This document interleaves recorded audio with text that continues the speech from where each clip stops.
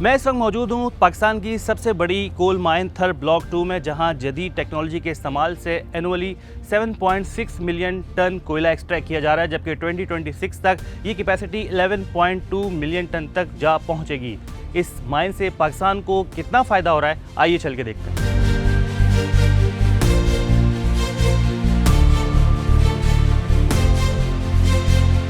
हमारे पास जो टोटल कोल का रिज़र्व है ये 175 अरब टन का ज़ख़ीरा है। ये एक बहुत ही बड़ा ज़ख़ीरा है। यानी अगर मैं इसको एनर्जी में कन्वर्ट करूं तो ईरान और सऊदी अरेबिया के पास जितना तेल है, ये हमारे पास जो कोयले की एनर्जी है ये उससे भी ज़्यादा है। इस 175 अरब टन का मतलब ये है कि अगर हम 1 लाख मेगावाट, पाकिस्तान की ज़रूरत गर्मियों में तकरीबन 35,000 और सर्दियों में 15 से 18,000 मेगावाट होती है, लेकिन अगर हम 1 लाख मेगावाट बिजली पैदा करें 200 साल तक हम बड़े आराम से इस ज़ख़ीरे से बिजली पैदा कर सकते हैं। हमने अपना प्रोजेक्ट स्टार्ट किया था कोई 3.5 मिलियन टन सालाना के ऊपर। फिर हमने इस माइन को एक्सपेंड किया है, कैपेसिटी इसकी बढ़ाई है। इस वक्त हम तकरीबन 7.5 मिलियन टन सालाना कोल प्रोड्यूस कर रहे हैं। ये सारा का सारा कोल बिजली की पैदावार में इस्तेमाल हो रहा है और हमारे इधर ही माइन माउथ पे ही, यानी माइन के करीब ही 3 पावर प्लांट लगे हुए हैं जो कि बिजली पैदा कर रहे हैं। इस 7.5 मिलियन टन सालाना से 1320 मेगावाट बिजली रोज़ाना पैदा हो रही है। सस्ती बिजली है, ग्रिड के अंदर जा रही है और इस बिजली से तकरीबन 3 मिलियन जो हाउस होल्ड हैं या घर हैं वो रोशन हो रहे हैं पाकिस्तान के अंदर। आगे हमारा प्लान ये है कि हम इस माइन को मज़ीद एक्सपेंड कर रहे हैं और इंशाअल्लाह अगले साल 7.5 से 11.5 मिलियन टन सालाना पे चले जाएंगे। इस एनर्जी के ज़ख़ीरे को पाकिस्तान की जितनी भी रिक्वायरमेंट है, चाहे वो बिजली बनाने के लिए है, चाहे वो सीमेंट सेक्टर के लिए है या बाकी और अदर सेक्टर्स के लिए, अगर इसको इस्तेमाल किया जाए तो पाकिस्तान की जो एनर्जी की रिक्वायरमेंट इससे पूरी होंगी, वो सस्ती होंगी और इसलिए ये पाकिस्तान के लिए गेम चेंजर है।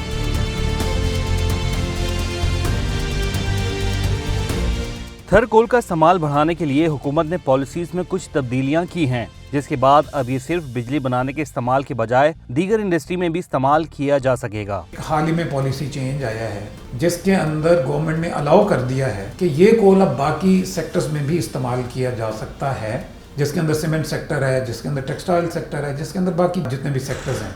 एक तो ये बहुत बड़ी हेल्प है कि अब थर कोल दूसरी जगह इस्तेमाल हो सकता है। दूसरा, गवर्नमेंट ने यहाँ अभी जो एक बहुत बड़ा गवर्नमेंट ऑफ सिंध और गवर्नमेंट ऑफ पाकिस्तान ने मिलकर एक थर रेल लिंक, यानी एक रेल की पटरी बिछ रही है जो कि तकरीबन 100 किलोमीटर की है। तो पॉलिसी चेंज के बाद जब ये रेल की पटरी कंप्लीट हो जाएगी, जो कि अगले साल कहीं किसी टाइम पे ये कंप्लीट हो रही होगी, तो फिर इस थर कोल की तरसील जो है वो पाकिस्तान के तमाम दूसरे इलाकों में बड़ी आसानी से हो सकती है।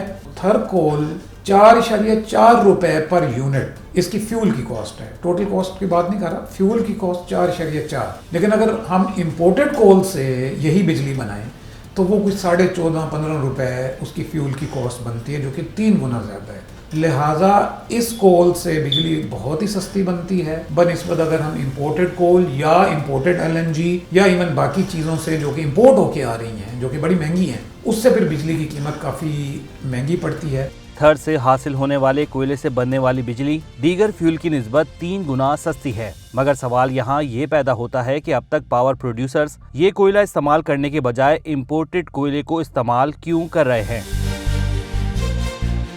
गवर्नमेंट पुश कर रही है उनको कि वो ज़्यादा से ज़्यादा थर कोल इस्तेमाल करें, लेकिन साफ ज़ाहिर है कि वो प्लांट इंपोर्टेड कोल पे अब लग चुके हैं। उनका जो डिज़ाइन है वो इंपोर्टेड कोल पे है। इंपोर्टेड कोल की कैलोरीफिक वैल्यू एक मुख्तलिफ होती है, एनर्जी वैल्यू हमारे कोल की मुख्तलिफ है। उसके अंदर एक मॉडिफिकेशन चाहिए। मॉडिफिकेशन पे साफ ज़ाहिर है कि फिर इन्वेस्टमेंट चाहिए।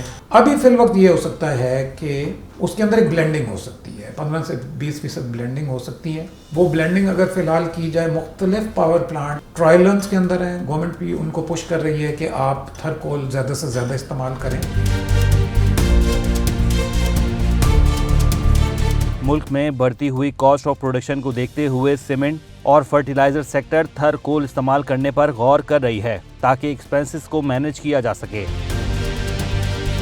सीमेंट सेक्टर में पूरा सीमेंट सेक्टर इंपोर्टेड कोल के ऊपर है, लेकिन वो भी बड़े इंटरेस्टेड हैं। वो भी हमसे कोल, जो हमारा कोल है, इस पे वो टेस्ट रन करके देख रहे हैं कि किस हद तक इस्तेमाल कर सकते हैं। कहीं मॉडिफिकेशन के बाद ही मैक्सिमम यूटिलाइज हो सकता है, लेकिन उससे पहले कुछ ब्लेंडिंग से इस्तेमाल हो सकता है। मिसाल के तौर पर अगर सीमेंट सेक्टर के अंदर हमारा थर कोल इस्तेमाल होता है जो कि सस्ता है, तो सीमेंट की कीमत भी कम हो सकती है, जिससे साफ ज़ाहिर है कि पूरे पाकिस्तान के लिए इसका बेनिफिट है। अभी हाल ही में एक फर्टिलाइज़र बनाने वाली कंपनी, उसने बहुत बड़ा इंटरेस्ट शो किया है, क्योंकि पाकिस्तान में गैस के रिजर्व कम हो रहे हैं। वो ये चाहते हैं कि इधर थर में ही एक फर्टिलाइज़र का प्लांट लगाया जाए, इस कोल से गैस बनेगी और उस गैस से फिर आगे फर्टिलाइज़र बनेगी। तो वो एक खाद बनाने वाली कंपनी है, वो भी बहुत इंटरेस्टेड है और वो काफ़ी एडवांस स्टेज के ऊपर हैं, काफ़ी सीरियस हैं और बहुत बेहतर काम कर रहे हैं। तो फ्यूचर के अंदर हमारा थर कोल, वो सीमेंट सेक्टर हो गया, इवन खाद बनाने वाली कंपनी हो गई, और वो IPPs हो गए जो इंपोर्टेड कोल पे, तो उनके लिए ये इस्तेमाल होगा। SECMC के मुताबिक थर ब्लॉक 2 में इस वक्त माइनिंग के लिए दुनिया का जदीद तरीन सिस्टम इस्तेमाल किया जा रहा है, ताकि सिक्योरिटी के साथ साथ प्रोडक्टिविटी को भी बढ़ाया जा सके। माइन का जो सबसे बड़ा आप समझ लें कि ख़तरा होता है, वो लैंड स्लाइड कह लें, उसको टेक्निकल टर्म में स्लोप फेलियर कहते हैं। उसके लिए हम एक स्टेट ऑफ द आर्ट हमारा एक इक्विपमेंट लगा हुआ है, जो कि रडार से हम मॉनिटरिंग करते हैं उसकी डिस्प्लेसमेंट को। इसी तरह हम जो इलेक्ट्रिक ट्रक हैं, बड़े बड़े जो डम ट्रक्स हैं, वो हमने इलेक्ट्रिकल 4 ट्रक वो मंगवाए हैं, उनको हम इस्तेमाल कर रहे हैं। आइंदा हमारा प्लान ये है कि अगर हम हाइब्रिड या EV यानी इलेक्ट्रिक व्हीकल इस्तेमाल करते हैं, उससे फ्यूल की बचत होगी। हमारे पास एक state of the art security system available है, पूरी माइंस पे कैमरास लगे हुए हैं, हर तरफ मॉनिटरिंग हो रही है। जितने भी प्रोजेक्ट हैं, हमारे पास state of the art softwares हैं जिसके ऊपर इसकी डिज़ाइनिंग का काम होता है, और वो हमारे अपने पाकिस्तानी इंजीनियर्स ही कर रहे हैं। हाल ही में एक बहुत बड़ा रिनोन फोरम है, वर्ल्ड डिजिटल फोरम, उसमें हमें एक एक्सलेंस अवार्ड मिला है 4 चीज़ों में। एक इनोवेशन है, सस्टेनेबिलिटी है, उसके अंदर एनवायरनमेंट है और एक्सपेंशन है। तो ये पाकिस्तान की पहली माइनिंग कंपनी है, या समझ लें कि पाकिस्तान की कोई भी पहली कंपनी है जिसको ये इस तरह का ग्लोबल टेक्नोलॉजी में ये अवार्ड मिला है। हम पाकिस्तान की एनर्जी सिक्योरिटी के लिए कोशां हैं, और हम चाहते हैं कि हम इस थर प्रोजेक्ट की वजह से पाकिस्तान की एनर्जी की सिक्योरिटी को इंश्योर करें।